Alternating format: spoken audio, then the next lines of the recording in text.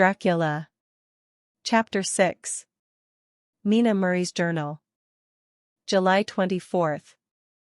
Whitby. Lucy met me at the station, looking sweeter and lovelier than ever, and we drove up to the house at the Crescent in which they have rooms. This is a lovely place. The little river, the Esk, runs through a deep valley, which broadens out as it comes near the harbour.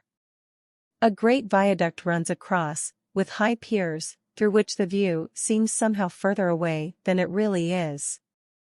The valley is beautifully green, and it is so steep that when you are on the high land on either side you look right across it, unless you are near enough to see down. The houses of the old town the side away from us are all red-roofed, and seem piled up one over the other anyhow, like the pictures we see of Nuremberg. Right over the town is the ruin of Whitby Abbey, which was sacked by the Danes, and which is the scene of part of Marmion, where the girl was built up in the wall. It is a most noble ruin, of immense size, and full of beautiful and romantic bits. There is a legend that a white lady is seen in one of the windows. Between it and the town there is another church, the parish one, round which is a big graveyard, all full of tombstones. This is to my mind the nicest spot in Whitby, for it lies right over the town, and has a full view of the harbour and all up the bay to where the headland called Kettleness stretches out into the sea. It descends so steeply over the harbour that part of the bank has fallen away, and some of the graves have been destroyed. In one place part of the stonework of the grave stretches out over the sandy pathway far below. There are walks, with seats beside them, through the churchyard, and people go and sit there all day long looking at the beautiful view and enjoying the breeze. I shall come and sit here very often myself and work. Indeed, I am writing now, with my book on my knee, and listening to the talk of three old men who are sitting beside me. They seem to do nothing all day but sit up here and talk. The harbour lies below me, with, on the far side, one long granite wall stretching out into the sea, with a curve outwards at the end of it, in the middle of which is a lighthouse. A heavy seawall runs along outside of it. On the near side, the seawall makes an elbow crooked inversely, and its end too has a lighthouse. Between the two piers there is a narrow opening into the harbour, which then suddenly widens. It is nice at high water, but when the tide is out it shoals away to nothing, and there is merely the stream of the Esk, running between banks of sand, with rocks here and there. Outside the harbour on this side there rises for about half a mile a great reef, the sharp edge of which runs straight out from behind the south lighthouse. At the end of it is a buoy with a bell, which swings in bad weather, and sends in a mournful sound on the wind. They have a legend here that when a ship is lost bells are heard out at sea. I must ask the old man about this. He is coming this way. He is a funny old man. He must be awfully old, for his face is all gnarled and twisted like the bark of a tree. He tells me that he is nearly 100, and that he was a sailor in the Greenland fishing fleet when Waterloo was fought. He is, I am afraid, a very skeptical person, for when I asked him about the bells at sea and the white lady at the abbey he said very brusquely, "I wouldn't fashmissel about them, miss. Them things be all wore out. Mind, I don't say that they never was, but I do say that they wasn't in my time. They be all very well for cummers and trippers, and the like, but not for a nice young lady like you. Them feet folks from York and Leeds that be always eatin' cured herrins and drinkin' tea and lookin' out to buy cheap jet would creed aught. I wonder missel who'd be bothered tellin' lies to them even the newspapers, which is full of fool talk." I thought he would be a good person to learn interesting things from, so I asked him if he would mind telling me something about the whale fishing in the old days. He was just settling himself to begin when the clock struck 6, whereupon he laboured to get up, and said, "I must gang a Jeanwards home now, miss. My granddaughter doesn't like to be kept waitin' when the tea is ready, for it takes me time to crammel abun the grease, for there be a many of 'em, and, miss, I lack belly timber sairly by the clock." He hobbled away, and I could see him hurrying, as well as he could, down the steps. The steps are a great feature on the place. They lead from the town up to the church. There are hundreds of them, I do not know how many, and they wind up in a delicate curve. The slope is so gentle that a horse could easily walk up and down them. I think they must originally have had something to do with the abbey. I shall go home too. Lucy went out visiting with her mother, and as they were only duty calls, I did not go. They will be home by this. 1 August, I came up here an hour ago with Lucy, and we had a most interesting talk with my old friend and the 2 others who always come and join him. He is evidently the Sir Oracle of them, and I should think must have been in his time a most dictatorial person. He will not admit anything, and down-faces everybody. If he can't out-argue them, he bullies them, and then takes their silence for agreement with his views. Lucy was looking sweetly pretty in her white lawn frock. She has got a beautiful color since she has been here. I noticed that the old men did not lose any time in coming up and sitting near her when we sat down. She is so sweet with old people. I think they all fell in love with her on the spot. Even my old man succumbed and did not contradict her, but gave me double share instead. I got him on the subject of the legends, and he went off at once into a sort of sermon. I must try to remember it and put it down. It be all full talk, lock, stock, and barrel, that's what it be, and nowt else. These bands and wafts and boghosts and barguests and bogles and all anent them is only fit to set bairns and dizzy women a belderin. They be nowt but airblebs. They, and all grams and signs and warnin's, be all invented by parsons and ilsombuke bodies and railway touters to skeer and scunner halflins, and to get folks to do somethin' that they don't other incline to. It makes me ireful to think o' them. Why, it's them that, not content with printin' lies on paper and preachin' them out of pulpits, does want to be cuttin' them on the tombstones.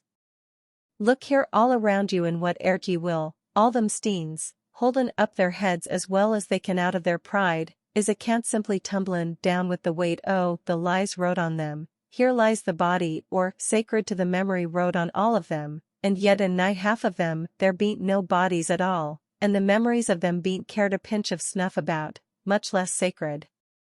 Lies all of them, nothin' but lies of one kind or another.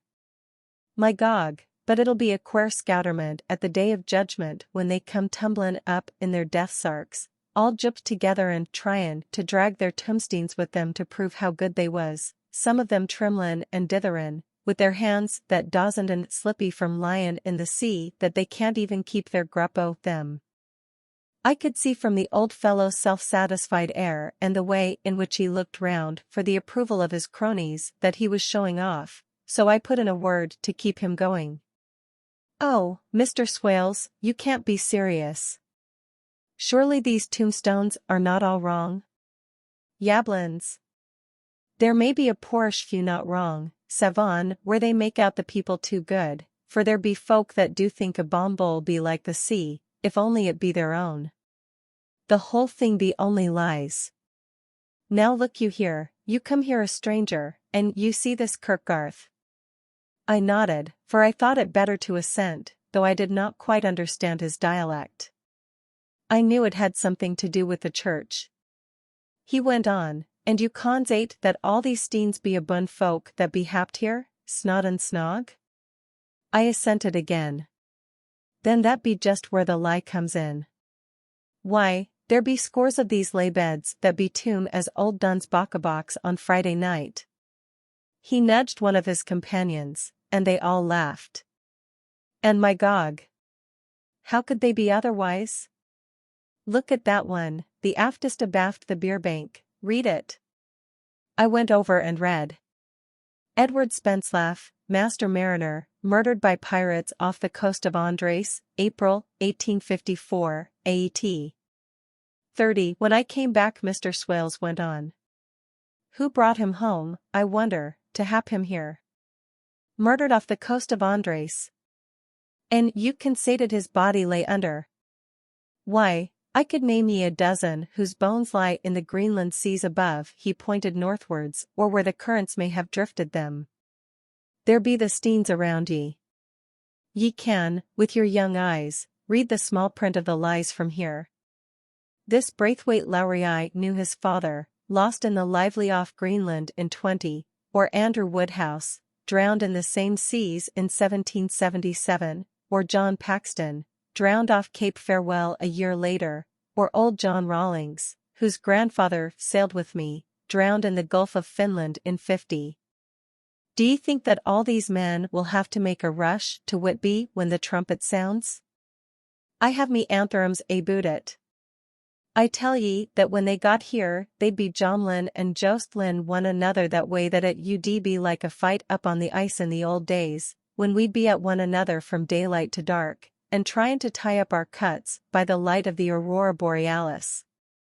This was evidently local pleasantry, for the old man cackled over it, and his cronies joined in with gusto. But, I said, surely you are not quite correct, for you start on the assumption that all the poor people, or their spirits, will have to take their tombstones with them on the day of judgment. Do you think that will be really necessary? Well, what else be they tombstones for? Answer me that, miss. To please their relatives, I suppose. To please their relatives, you suppose? This he said with intense scorn. How will it pleasure their relatives to know that lies is wrote over them, and that everybody in the place knows that they be lies?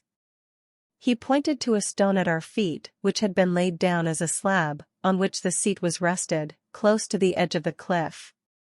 Read the lies on that Thrufstein, he said. The letters were upside down to me from where I sat, but Lucy was more opposite to them, so she leant over and read. Sacred to the memory of George Cannon, who died, in the hope of a glorious resurrection, on July 29, 1873, falling from the rocks at Kettleness. This tomb was erected by his sorrowing mother to her dearly beloved son. He was the only son of his mother, and she was a widow. Really, Mr. Swales, I don't see anything very funny in that. She spoke her comment very gravely and somewhat severely. You don't see aught funny? Huh. Huh. But that's because ye don't gone the sorrowin' mother was a hellcat that hated him because he was a crooked regular lamater. He hated her so that he committed suicide in order that she mightn't get an insurance she put on his life. He blew nigh the top of his head off with an old musket that they had for scarin' the crows with. 'Twarn't for crows then, for it brought the clegs and the doups to him. That's the way he fell off the rocks. And, as to hopes of a glorious resurrection, I've often heard him say missile that he hoped he'd go to hell, for his mother was so pious that she'd be sure to go to heaven, and he didn't want to addle where she was. Now isn't that Steen at any rate? He hammered it with his stick as he spoke a pack of lies. And won't it make Gabriel cackle when Geordie comes pantin' up the grease with the tombstone balanced on his hump, and asks it to be took as evidence? I did not know what to say, but Lucy turned the conversation as she said, rising up. Oh, why did you tell us of this? It is my favorite seat, and I cannot leave it, and now I find I must go on sitting over the grave of a suicide.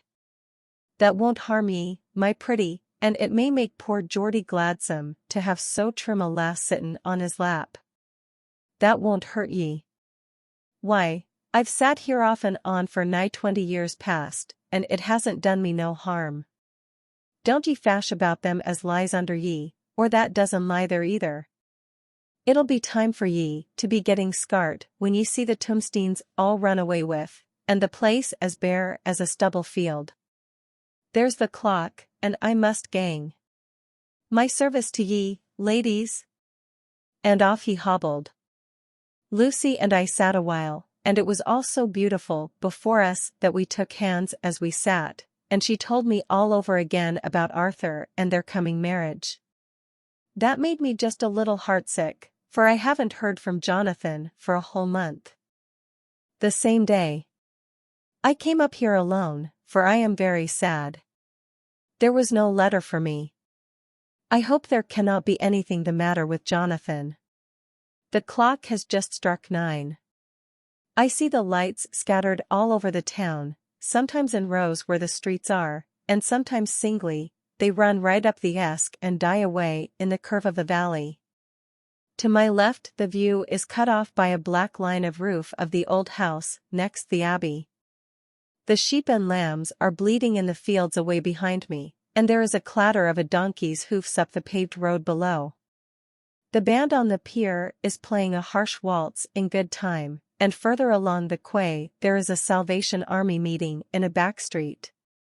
Neither of the bands hears the other, but up here I hear and see them both. I wonder where Jonathan is, and if he is thinking of me. I wish he were here. Dr. Seward's Diary. 5 June. The case of Renfield grows more interesting the more I get to understand the man. He has certain qualities very largely developed: selfishness, secrecy, and purpose. I wish I could get at what is the object of the latter.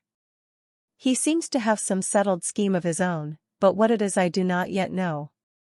His redeeming quality is a love of animals, though, indeed, he has such curious turns in it that I sometimes imagine he is only abnormally cruel. His pets are of odd sorts. Just now his hobby is catching flies. He has at present such a quantity that I have had myself to expostulate. To my astonishment, he did not break out into a fury, as I expected, but took the matter in simple seriousness. He thought for a moment, and then said, "May I have 3 days? I shall clear them away." Of course, I said that would do. I must watch him. 18 June, he has turned his mind now to spiders, and has got several very big fellows in a box. He keeps feeding them with his flies, and the number of the latter is becoming sensibly diminished, although he has used half his food in attracting more flies from outside to his room. 1 July, his spiders are now becoming as great a nuisance as his flies, and today I told him that he must get rid of them. He looked very sad at this, so I said that he must clear out some of them, at all events. He cheerfully acquiesced in this, and I gave him the same time as before for reduction. He disgusted me much while with him, for when a horrid blowfly, bloated with some carrion food, buzzed into the room, he caught it, held it exultantly for a few moments between his finger and thumb, and, before I knew what he was going to do, put it in his mouth and ate it. I scolded him for it, but he argued quietly that it was very good and very wholesome, that it was life, strong life, and gave life to him. This gave me an idea, or the rudiment of one. I must watch how he gets rid of his spiders. He has evidently some deep problem in his mind, for he keeps a little notebook in which he is always jotting down something.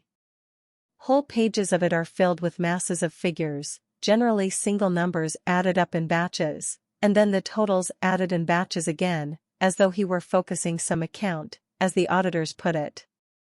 8 July. There is a method in his madness, and the rudimentary idea in my mind is growing. It will be a whole idea soon, and then, oh, unconscious cerebration. You will have to give the wall to your conscious brother. I kept away from my friend for a few days, so that I might notice if there were any change. Things remain as they were except that he has parted with some of his pets and got a new one. He has managed to get a sparrow, and has already partially tamed it. His means of taming is simple, for already the spiders have diminished. Those that do remain, however, are well fed, for he still brings in the flies by tempting them with his food. 19 July. We are progressing.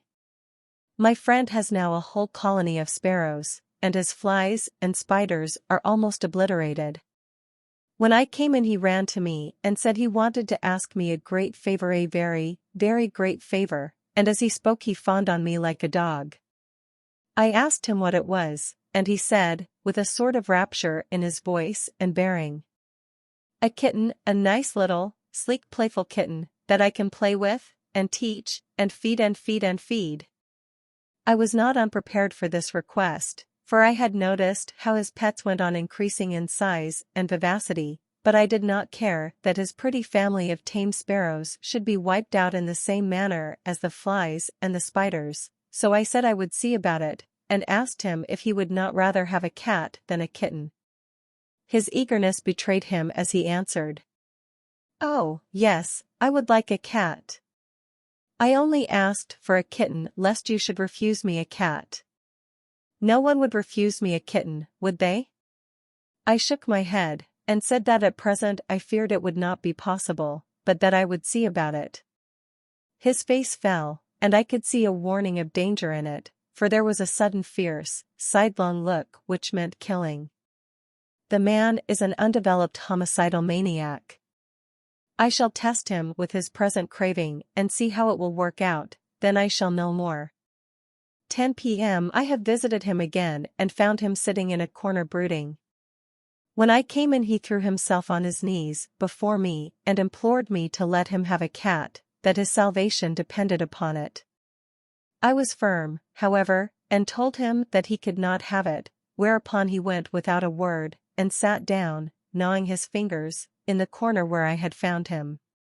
I shall see him in the morning early.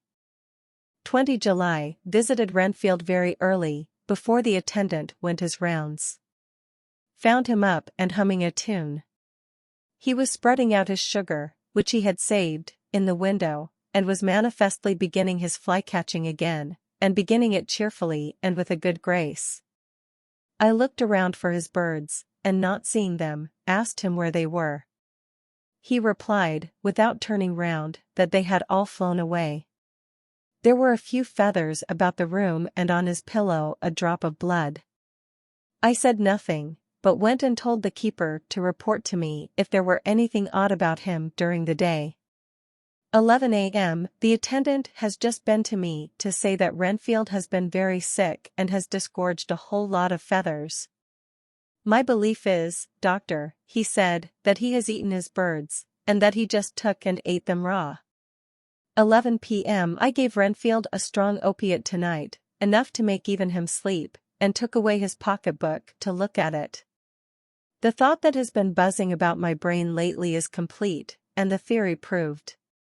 My homicidal maniac is of a peculiar kind.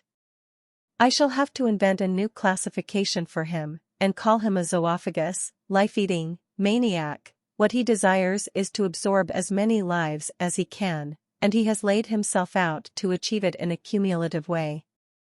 He gave many flies to one spider and many spiders to one bird, and then wanted a cat to eat the many birds.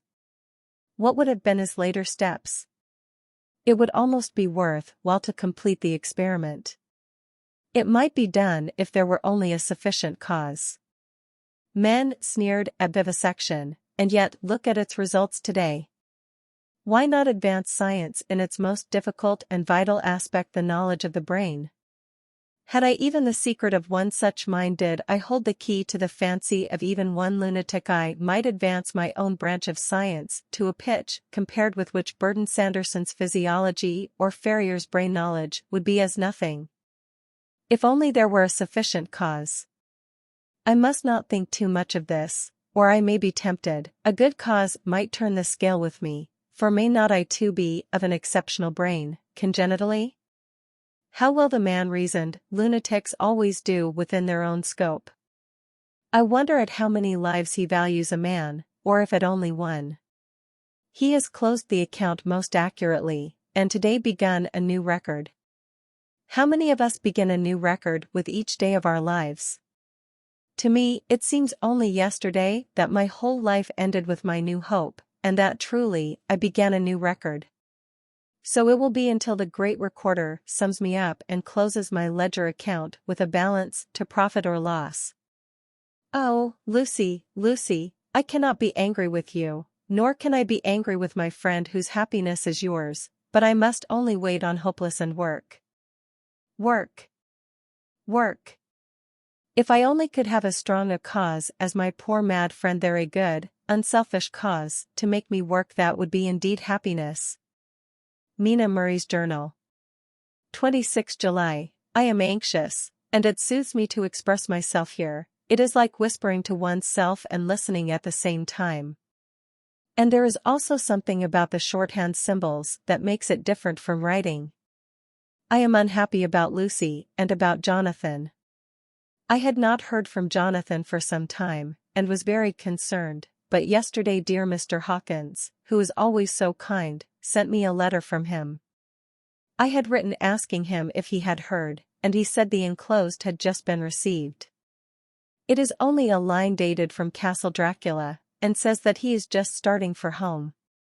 That is not like Jonathan, I do not understand it, and it makes me uneasy.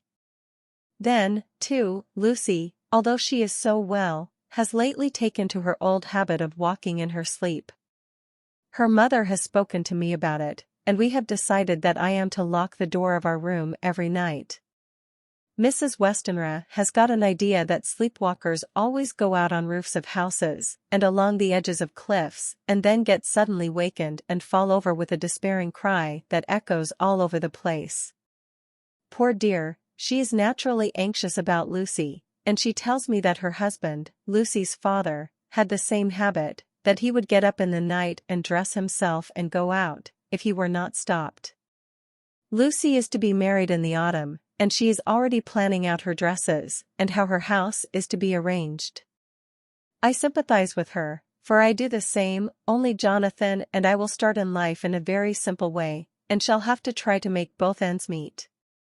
Mr. Holmwood, he is the Honourable Arthur Holmwood, only son of Lord Godalming, is coming up here very shortly as soon as he can leave town, for his father is not very well, and I think dear Lucy is counting the moments till he comes.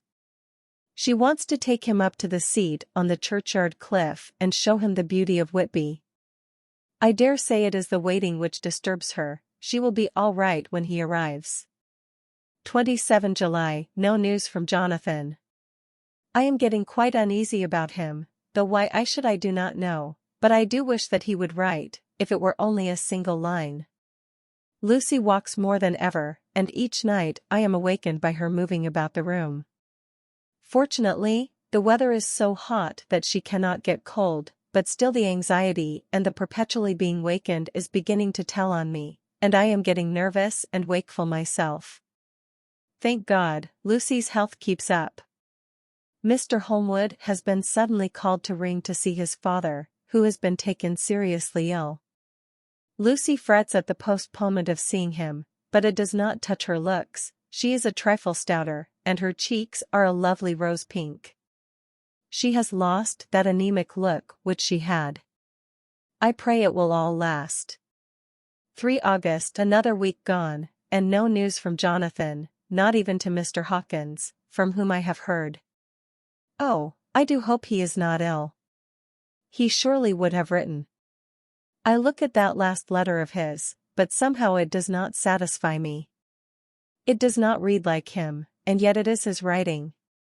There is no mistake of that.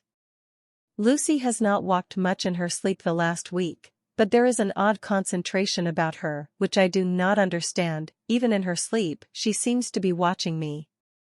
She tries the door, and finding it locked, goes about the room searching for the key. 6 August, another 3 days, and no news. This suspense is getting dreadful. If I only knew where to write to or where to go to, I should feel easier, but no one has heard a word of Jonathan since that last letter.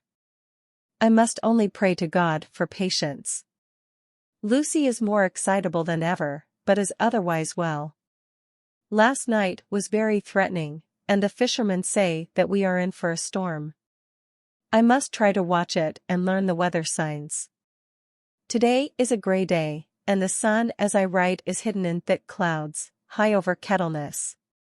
Everything is grey except the green grass, which seems like emerald amongst it, grey earthy rock, grey clouds, tinged with the sunburst at the far edge, hang over the grey sea, into which the sand points stretch like grey fingers. The sea is tumbling in over the shallows and the sandy flats, with a roar, muffled in the sea mists drifting inland. The horizon is lost in a grey mist. All is vastness, the clouds are piled up like giant rocks, and there is a browl over the sea that sounds like some presage of doom. Dark figures are on the beach here and there, sometimes half shrouded in the mist, and seem men like trees walking. The fishing boats are racing for home, and rise and dip in the ground swell as they sweep into the harbor, bending to the scuppers. Here comes old Mr. Swales. He is making straight for me, and I can see, by the way he lifts his hat, that he wants to talk. I have been quite touched by the change in the poor old man. When he sat down beside me, he said in a very gentle way, "I want to say something to you, miss." I could see he was not at ease, so I took his poor old wrinkled hand in mine and asked him to speak fully, so he said, leaving his hand in mine, "I'm afraid, my dearie, that I must have shocked you by all the wicked things I've been sayin' about the dead, and such like, for weeks past, but I didn't mean them, and I want you to remember that when I'm gone.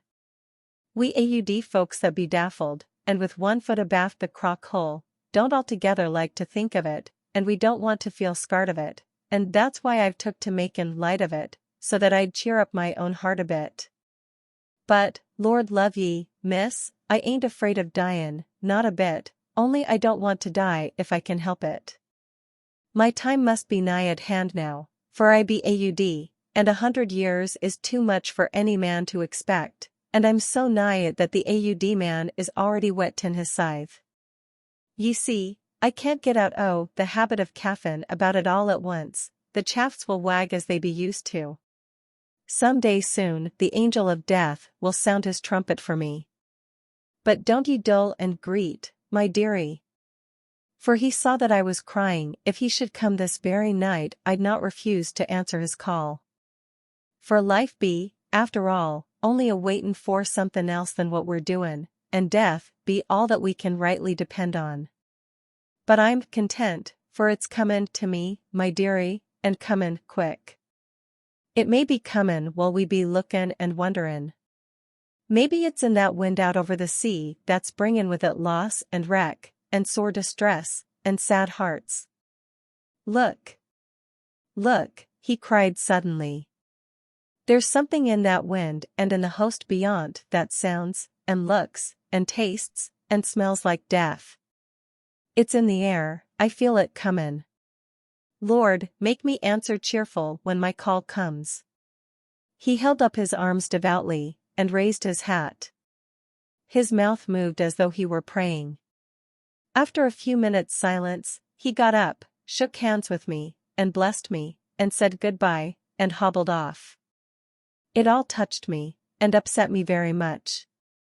I was glad when the Coast Guard came along, with his spyglass under his arm. He stopped to talk with me, as he always does, but all the time kept looking at a strange ship.